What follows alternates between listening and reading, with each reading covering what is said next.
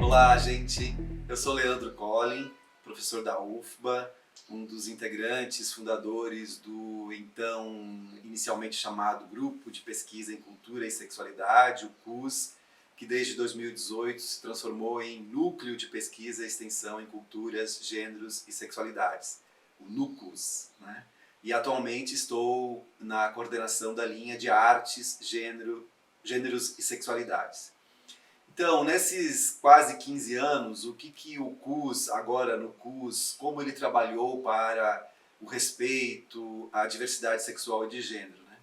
De várias maneiras. Uma das primeiras maneiras mais evidentes, mais explícitas, é a formação de pessoas qualificadas para discutir, pensar, intervir politicamente em torno dos temas da diversidade sexual e de gênero.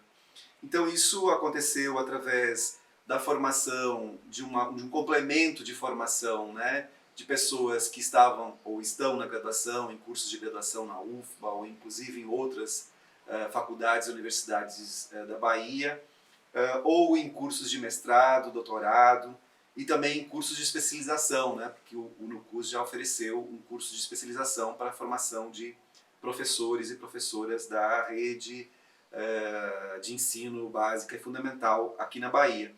Então, uma das maneiras é um auxílio na formação qualificada, né, nos temas de diversidade sexual e de gênero. Outro grande foco nesses quase 15 anos é a publicação, uma série de publicações especializadas nessa discussão entre cultura, gênero e sexualidade, de uma maneira assim mais ampla, né? Então são vários livros, só entre esse intervalo 2020 e 2021, início de 2021, nós publicamos 4 livros, né, especializados nesses temas. Mas são vários livros, vários capítulos de livros, vários artigos, vários livros didáticos, inclusive 6 livros didáticos produzidos para discutir temas da diversidade sexual e de gênero nas escolas, por exemplo. Muitos artigos e entrevistas em meios de comunicação de massa, as nossas redes sociais, sempre muito abastecidas também de produções de pessoas que integram o núcleo, né?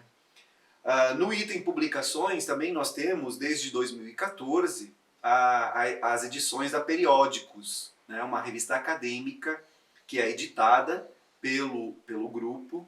É uma revista que não publica apenas textos de pessoas do grupo, do núcleo, em sua maioria publica inclusive textos de pessoas de outros núcleos, né, ou pesquisadores e pesquisadoras de outros lugares do Brasil ou do mundo, mas quem edita a revista é a Periódicos, né, uma equipe de editoras da Periódicos. Atualmente já estamos com 17 edições, né, desde 2014, e devemos publicar ainda em 2020 pelo menos mais 2 ou 3 edições. Uma outra forma de colaborar na política para o respeito à diversidade sexual e de gênero, realizada por integrantes do nosso núcleo, nesses anos aí do seu funcionamento, é a participação política em instâncias propriamente ditas como políticas, eu digo conselhos estaduais, Conselho Federal, inclusive LGBT, que nós já fazemos parte também, e também um ativismo assim, mais próximo dos movimentos sociais, da sociedade civil, colaborações com esses movimentos sociais, participação nas manifestações, representações no próprio campo de estudos de gênero e sexualidade, no sentido de assumir algumas organizações, como nós já assumimos, que foi a Associação Brasileira de Estudos da Homocultura, por exemplo, a realização de grandes eventos através disso, como foi o Congresso da ABEA aqui em Salvador, e também o Desfazendo o Gênero, que reuniu aqui em 2015 mais de 5 mil pessoas pensando gênero e sexualidade aqui na nossa universidade. Então são várias frentes, né, desde assim, de publicações, formação, divulgação, para públicos específicos, para públicos amplos também. Uma das coisas que nós sempre muito priorizamos no núcleo é que nós entendemos que nós devemos publicar e intervir publicamente nos próprios estudos acadêmicos sobre diversidade sexual e de gênero, né? Ou seja, publicar para os pares, qualificar o debate dentro da universidade, para pares mais específicos que trabalham com esses temas, mas também produzir publicações, não apenas textos, mas também podcasts, entrevistas, filmes, essa própria produção que a gente está fazendo aqui hoje, né, para atingir um público maior, né, porque a gente entende que a gente não pode, tendo esse braço acadêmico-político, né, estando com um pé dentro e um pé fora da universidade, assim, para usar uma dicotomia um tanto quanto problemática, mas assim, só para a gente se entender, que a gente tem que também atingir e colocar essa discussão que nós produzimos para um grande público, para uma sociedade, né? Tem que fazer uma divulgação disso que nós pesquisamos, até para dar um retorno para a sociedade do que nós produzimos, que é, em boa medida, realizado com verbas públicas, né? Então, é um pouco essas as nossas ações, de uma maneira geral, como nós estamos trabalhando nesses quase 15 anos do nosso núcleo. Bom, e especificamente na linha de artes, né, na linha de artes, gêneros e sexualidades, que é uma linha que também foi criada junto com todas as outras linhas, a partir da transformação do grupo em um núcleo, né, nós criamos uma linha de artes, gêneros e sexualidades. Essa linha, atualmente, né, a gente está gravando isso no início de junho de 2021, né, essa linha atualmente está com 25 pessoas. São pessoas que estão fazendo mestrado, doutorado, ou que não estão fazendo mestrado, doutorado, mas que se interessam por essas temáticas. Pessoas artistas também, né, que querem ter uma discussão, digamos, mais qualificada sobre as temáticas da diversidade sexual e de gênero. Então, são pesquisadores, pesquisadoras e também artistas da cena, interessadas nessas reflexões. O que é muito interessante que tenhamos também artistas, né, porque é uma linha que inicialmente foi pensada, digamos, mais para fazer uma análise, né, para pensar a cena artística que está interessada em problematizar as normas de gênero e sexualidade, né? Então, também é muito interessante que a gente também está trabalhando com artistas, né, até incidindo também sobre as próprias obras artísticas, às vezes, né, de algumas pessoas artistas, de modo como elas vão trabalhar sobre os temas da diversidade sexual e de gênero. Então, a linha estuda, então, é claro, o foco dela é estudar arte, gêneros e sexualidades, artes sempre no plural, né, gêneros e sexualidades, e também cada vez mais interseccionando isso com outros marcadores sociais das diferenças, né? Então a gente tem assim, várias pessoas muito interessadas, né, a linha muito também interessada, por exemplo, nas questões étnico-raciais interseccionadas com gênero e sexualidade, né? Então isso também tem interessado bastante a linha nos últimos meses, né?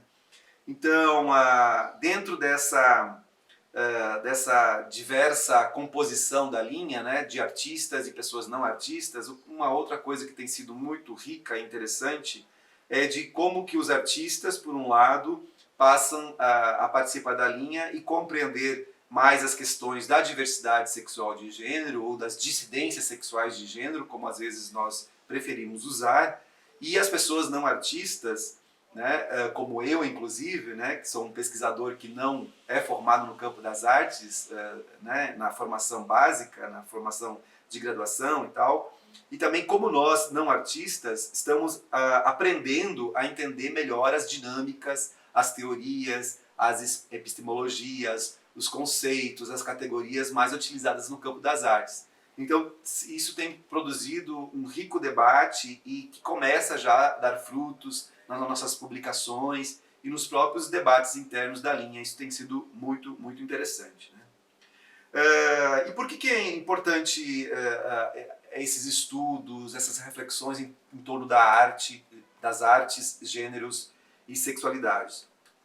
Aqui poderíamos também elencar vários aspectos, né?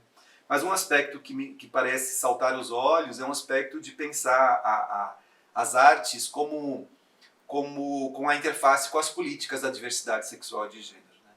Então é claro que a arte sozinha não vai conseguir resolver os nossos problemas, né, os preconceitos derivados da falta de respeito à diversidade sexual de gênero, a homofobia, a lesbofobia, a transfobia e todas as outras os tipos de preconceitos, né? Mas nós apostamos muito que as artes têm uma capacidade política que é distinta, por exemplo, das leis, que é distinta de alguns marcadores, de algumas determinações das políticas, digamos assim, estatais, essas mais tradicionais que nós conhecemos. Né? As artes têm uma capacidade de incidir na sensibilização das pessoas. Né? Então, são aspectos que as leis podem fazer e fazem em algum nível, mas elas têm um limite. Nós temos entendido que as leis têm um limite, né? Por exemplo, assim, a chamada criminalização da homofobia. Né? Até onde ela consegue atacar a homofobia? Né? Ela consegue atacar, ela tem a sua importância, evidente, ninguém duvida disso. Mas nós apostamos muito, não só na linha de artes, mas assim, em outras linhas também, do NUCUS, por exemplo, na linha de educação, que também trabalha de uma maneira muito parecida com essa, de que das artes terem essa capacidade de sensibilizar os sujeitos para o respeito à diversidade. Né? Porque as artes vão trabalhar com outras linguagens, elas não vão necessariamente trabalhar com uma ideia de convencimento do sujeito de que ele tem que deixar de ser homofóbico, por exemplo. Né? As artes vão tocar em outras dimensões mais subjetivas que vão ser muito potentes, né, para uma sensibilidade ao outro, né, para uma sensibilidade à diferença, para uma sensibilidade dessa diversidade que não para de proliferar, né, em torno dessa categoria ampla que a gente chama, né, de diversidade ou dissidências sexuais de gênero. Então, essa é uma dimensão fundamental, né, de como a gente tem pensado essa articulação entre arte, gênero e sexualidade com um viés político, nesse sentido amplo da palavra, naquela capacidade dela sensibilizar, dela produzir outros processos de subjetivação. De ela, através desses mecanismos, produzir outros processos de subjetivação. Então, isso é um elemento. Um outro elemento, caro também para a linha de artes, ainda nessa interface com a política, é de entender, né, que as artes são política também. Né? Não é que elas só fazem política, elas são políticas também. Né? Então, e qualquer regime político trabalha pode trabalhar ou trabalha com também uma dimensão política. Né? Se a gente pensar, por exemplo, regimes totalitários, fascistas, nazistas, eles tinham também, né, um projeto estético que envolvia o campo das artes para produzir essa hegemonia nesses contextos totalitários. Assim como nesses contextos que nós estamos vivendo aqui no Brasil, que são também muito totalitários, ou pelo menos, né, flertando com ideais totalitários, nós também temos um ataque às artes das dissidências sexuais de gênero em função disso. Né? Então, para nós não é uma surpresa que nos últimos anos, algumas pessoas, algumas organizações passaram a atacar exatamente artistas, coletivos artísticos, né, pessoas que trabalham no campo das artes com essa interface entre gênero e sexualidade. Né? Porque isso é um dado importante, né? Não é aleatório. Né? Por nada que se tenta proibir exposições de arte, que se não quer financiar determinados produtos artísticos através dos editais, etc, etc, etc. Né? Por quê? Porque a arte tem essa possibilidade, né, de abrir o fluxo identitário, né, de abrir as experiências do sujeito para outras maneiras de ele ser e estar no mundo. Né? Então, claro, isso pode ser feito para vários direcionamentos. Né? Nós, é claro, estamos defendendo uma arte que seja diversa, que festeje a diversidade que já existe na nossa sociedade, que produza, né, um ambiente acolhedor e de respeito à singularidade dos sujeitos, né, de que, assim, a nossa utopia de que cada um possa ser, né, e vivenciar o seu gênero e a sua sexualidade da maneira que ele ou ela quiser, ou, inclusive, né, mesmo as pessoas que não se identifiquem, que não se sintam contempladas sequer nesse binarismo de ele ou ela. Né? Então, esse também é um entendimento, digamos assim, geral da linha, que envolve, né, um projeto político do campo das artes, mas também um projeto político da própria linha, em como ela incide, como ela trabalha, como ela escreve, como ela pensa. Né? Um outro elemento que também eu acho muito interessante na nossa linha de artes é de provocar assim uma colaboração, e nós já começamos a fazer isso, né? Que é uma colaboração dos estudos para pensar, para tensionar os estudos que já existem no campo, nessa interface entre arte, gênero e sexualidade no Brasil ou até no mundo. Né? Ou seja, que colaborações nós podemos dar, que outras perspectivas analíticas a gente pode produzir para pensar essa cena artística tão rica hoje no Brasil, não só no Brasil, mas particularmente no Brasil, que é uma cena tão rica que se desenvolve de uma maneira tão intensa nos últimos 10, 15 anos, né, de uma proliferação absurda, né, de gente em vários lugares do Brasil utilizando diversas linguagens artísticas para problematizar normas de gênero e sexualidade. Né?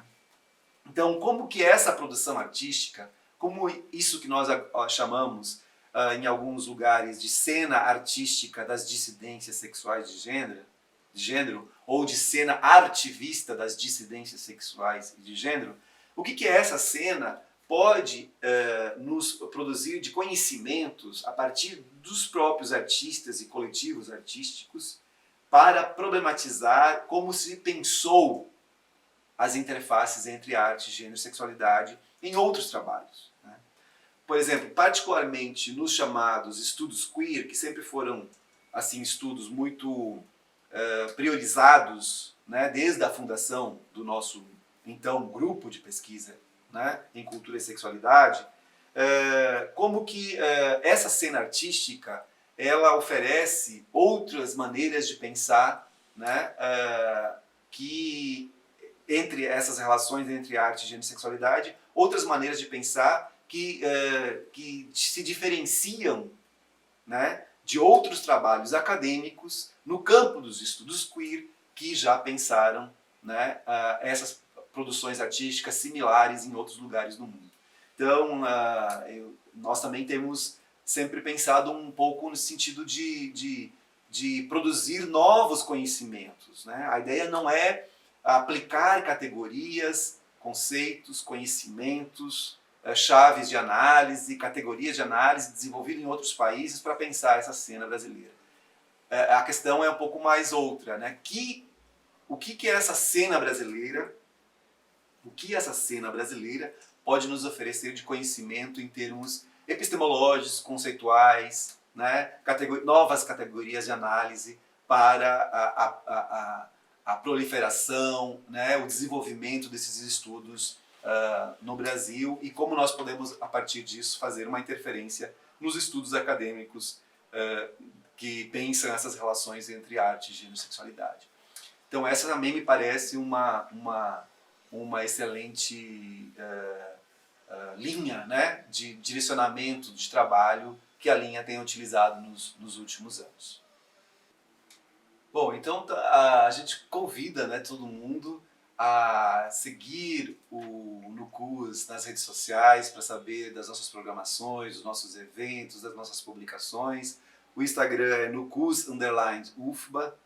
Também temos um site, né, politicasdocus.com, onde qualquer pessoa interessada encontra a programação semestral, cotidiana que nós desenvolvemos na UFBA, as publicações principais, as informações de quem compõe cada uma das linhas, como fazer para entrar em contato com as pessoas que coordenam as linhas para eventualmente fazer parte dessas linhas. As linhas sempre estão bastante receptivas a novas pessoas que desejam ingressar no núcleo e principalmente assim, para ter acesso também a essas publicações, né? Assim, a grande maioria das publicações estão disponíveis na internet para serem descarregadas sem custo algum, né? Então a gente tem sempre também essa preocupação de tornar fácil, né, de fácil acesso, todas as teses, as dissertações, os livros, os artigos,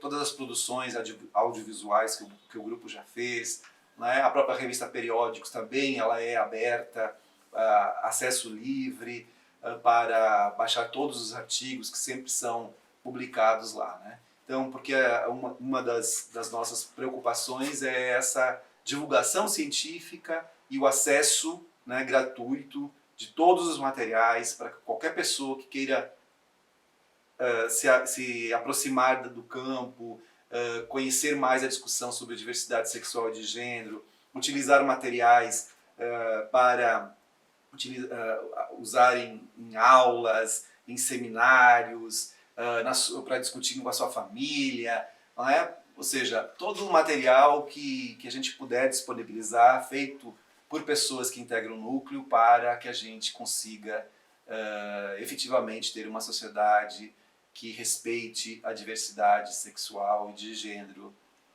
no nosso país.